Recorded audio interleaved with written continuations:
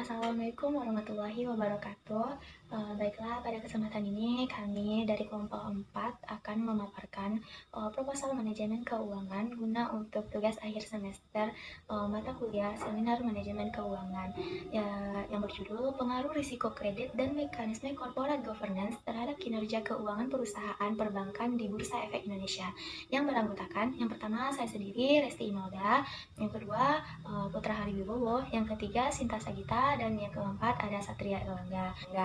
Baiklah, bab satunya yaitu pendahuluan. 1.1-nya latar belakang masalah.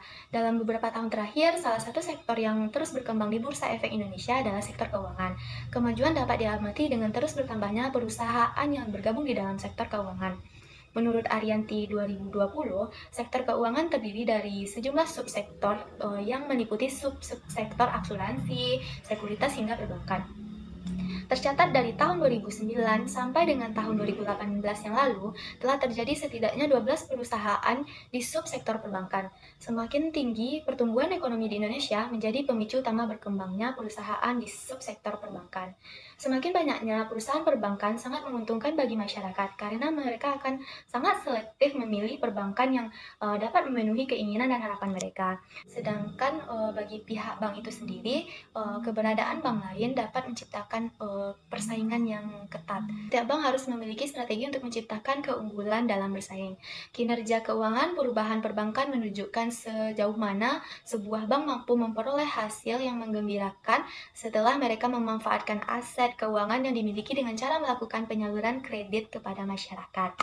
Dapat kita lihat pada tabel 1.1 data posisi kinerja profitabilitas beberapa bank konvensional di Bursa Efek Indonesia tahun 2015 sampai 2018. 1.1 terlihat bahwa masih terdapatnya sejumlah perusahaan perbankan yang terdaftar di Bursa Efek Indonesia yang memiliki posisi return on assetnya bertanda negatif, yang menunjukkan bahwa bank tersebut mengalami kerugian. Jika kerugian terus terjadi di masa mendatang, maka akan meningkatkan risiko bank untuk mengalami permasalahan keuangan atau financial distress.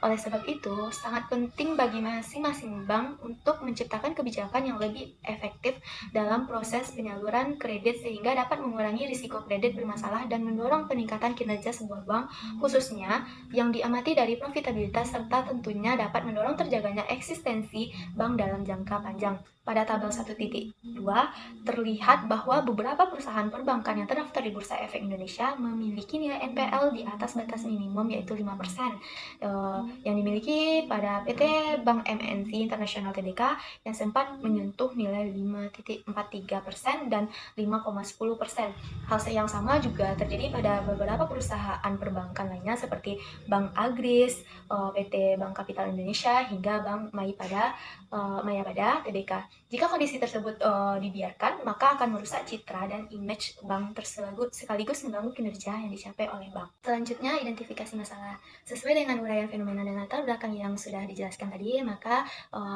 diajukan beberapa identifikasi masalah, yaitu yang pertama, meningkatnya jumlah perusahaan subsektor perbankan dalam beberapa tahun terakhir. Yang kedua, tingginya tingkat persaingan antar perusahaan perbankan mengakibatkan semakin sulitnya bagi setiap bank untuk menjaga kinerja keuangan yang mereka miliki. Yang ketiga, masih terdapatnya sejumlah perusahaan perbankan yang mengalami kerugian sehingga diyakini akan mempengaruhi kepercayaan masyarakat atau stakeholder yang lainnya. Yang keempat, masih dapatnya sejumlah bank yang memiliki rasio non-performing loan yang tinggi sehingga meningkatkan risiko bagi bank untuk mengalami kerugian serta mengalami penurunan kinerja keuangan. Yang kelima, masih terjadinya asimetris informasi mendorong kecenderungannya terjadinya kecurangan pada sejumlah bank relatif tinggi. Yang keenam, belum optimalnya implementasi corporate governance yang terlihat dari tidak efektif dan berkelanjutannya kegiatan monitoring yang pihak internal di dalam masing-masing bank, sehingga masih memungkinkan terjadinya kecurangan yang mendorong penurunan kinerja bagi sebuah bank. Sejalan dengan identifikasi masalah di atas, maka pembatasan masalahnya yang pertama, penelitian ini lebih difokuskan pada perusahaan subsektor perbankan di Bursa Efek Indonesia dari tahun 2015 sampai tahun 2019. Yang kedua, variabel penelitian yang digunakan difokuskan hanya pada return on assets sebagai alat pengukuran kinerja sebuah bank, non-performing loan untuk risiko kredit, serta dewan komisaris independen independen, dan komite audit sebagai variabel yang digunakan untuk mengukur mekanisme corporate governance. Selanjutnya, perumusan masalah. Yang pertama, apakah risiko kredit berpengaruh terhadap kinerja perusahaan perbankan di Bursa Efek Indonesia? Yang kedua, apakah Dewan Komisaris Independen berpengaruh terhadap kinerja perusahaan perbankan di Bursa Efek Indonesia? Yang ketiga, apakah komite audit berpengaruh terhadap kinerja perusahaan perbankan di Bursa Efek Indonesia? Yang keempat, apakah risiko kredit Dewan Komisaris Independen dan komite audit berpengaruh secara bersama-sama terhadap kinerja perusahaan perbankan di Bursa Efek Indonesia? Selanjutnya, 1.5 Tujuan penelitian. Yang pertama, membuktikan dan menganalisis pengaruh risiko kredit terhadap kinerja perusahaan perbankan di Bursa Efek Indonesia. Yang kedua, membuktikan dan menganalisis pengaruh Dewan Komisaris Independen terhadap kinerja perusahaan perbankan di Bursa Efek Indonesia. Yang ketiga, membuktikan dan menganalisis pengaruh komite audit terhadap kinerja perusahaan perbankan di Bursa Efek Indonesia. Yang keempat, membuktikan dan menganalisis pengaruh risiko kredit, Dewan Komisaris Independen, dan Komite Audit terhadap kinerja perusahaan perbankan di Bursa Efek Indonesia. 1.6 Manfaat penelitian. 1.6 Manfaat penelitian.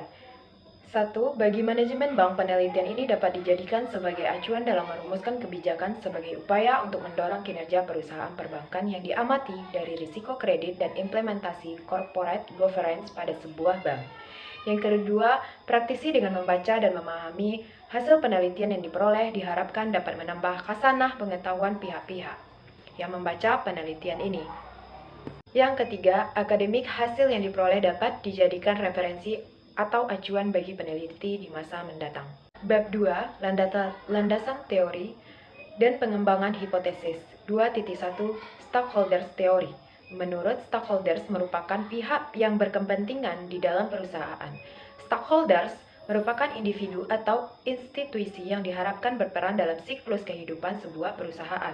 Stakeholders diantara meliputi manajer, karyawan, publik, pemegang saham, investor, pemerintahan, hingga masyarakat. Dalam teori stakeholder dijelaskan bahwa seluruh pihak yang berhubungan dengan siklus kehidupan usaha sebuah organisasi merupakan stakeholder.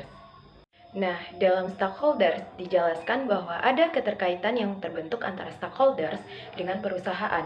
Bagi perusahaan, stakeholders merupakan individu atau institusi yang berperan dalam menjalankan kegiatan operasional perusahaan dan menjaga kelangsungan hidup perusahaan. Sedangkan bagi stakeholders, perusahaan merupakan sebuah entitas yang menyediakan segala kebutuhan, sekaligus menjadi akses bagi sejumlah stakeholders untuk mendapatkan keuntungan. Nah, bab 2, tinjauan pustaka, kajian teori. Menurut Asartono 2016, kinerja perusahaan menunjukkan hasil yang telah dicapai perusahaan setelah memanfaatkan sejumlah sumber daya keuangan yang dimiliki perusahaan. Dalam mengukur kinerja keuangan, perusahaan dapat diamati dari profitabilitas. Semakin tinggi kemampuan sebuah perusahaan dalam menghasilkan laba, sering disejalankan dengan meningkatnya kinerja perusahaan secara keseluruhan.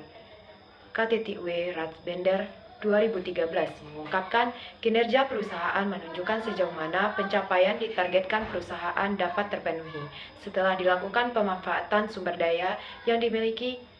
Selanjutnya, X1, risiko kredit. Pengertiannya, risiko kredit merupakan kerugian yang dapat terjadi akibat aktivitas bank untuk menyalurkan kredit kepada masyarakat. Begitu mudah prosedur pemberian kredit yang diberikan mendorong terjadinya kredit macet atau kredit yang tidak tertagih. Akibatnya, bank dianggap tidak efektif dalam menyalurkan kredit serta akan mengurangi laba yang dihasilkan perusahaan sekaligus meningkatkan risiko finansial yang akan dihadapi oleh sebuah bank. Saya akan melanjutkan penjelasan dari yang sebelumnya dijelaskan oleh rekan saya Sita Sagita, yang mana Sita Sagita telah menjelaskan kajian teori pada variabel Y dan X1, dan saya akan melanjutkan kajian teori dari X2, yaitu corporate governance. Corporate governance adalah sebuah sistem yang mengarahkan dan mengendalikan perusahaan dengan tujuan untuk mencapai keseimbangan antara kekuatan, kewenangan yang diperlukan oleh perusahaan untuk menjamin kelangsungan eksistensi perusahaan dan pertanggungjawaban kepada stakeholder. Implementasi corporate governance dapat diamati adanya pembagian struktur kepemilikan, dibentuknya Dewan Komisaris, adanya komite audit hingga adanya penggunaan auditor independen untuk memastikan tata kelola perusahaan telah dilakukan dengan bersih dan sehat. Selanjutnya ada kerangka konseptual. Dapat dilihat dari gambar di samping. Selanjutnya ada hipotesis penelitian. Hipotesis pertama, risiko kredit berpengaruh positif dan signifikan terhadap kinerja perusahaan perbankan di Bursa Efek Indonesia. Yang hipotesis kedua, Dewan Komisaris Independen berpengaruh positif dan signifikan terhadap kinerja perusahaan perbankan di Bursa Efek Indonesia. Hipotesis ketiga, ukuran komite audit berpengaruh positif dan signifikan terhadap kinerja perusahaan perbankan di Bursa Efek Indonesia. Hipotesis keempat, risiko kredit, Dewan Komisaris Independen dan ukuran komite audit secara bersama-sama berpengaruh signifikan terhadap kinerja perusahaan perbankan di Bursa Efek Indonesia. Dalam bab 3 ini terdapat jenis penelitian, tempat dan waktu penelitian, kemudian populasi dan sampel. Jenis penelitian yang digunakan adalah kuantitatif. Tempat dan waktu penelitian adalah Bursa Efek Indonesia tahun 2021. Kemudian populasinya adalah seluruh perusahaan perbankan yang go public di Bursa Efek Indonesia tahun 2015 sampai dengan 2019. Sesuai dengan pengamatan yang telah peneliti lakukan, jumlah perusahaan perbankan yang go public dengan tahun dasar 2015 adalah 41 perusahaan. Kemudian masuk ke dalam sampel. Sampel yang digunakan adalah metode purposive sampel. Kemudian masuk ke jenis data. Jenis data yang digunakan adalah kuantitatif, kemudian sumber datanya adalah sekunder. Kemudian untuk teknik analisis data ada dua, yaitu asumsi klasik dan analisis linear berganda. Pada asumsi klasik ada 4 bagian pengujian, yaitu yang pertama adalah uji normalitas, yang kedua multikolinearis, yang ketiga uji heteroskedastisitas, yang keempat adalah uji autokorelasi. Nah, sedangkan pada analisis linear berganda yaitu ada uji T-statistik, yang kedua adalah analisis koefisien determinasi atau R2. Terima kasih untuk presentasi kali ini.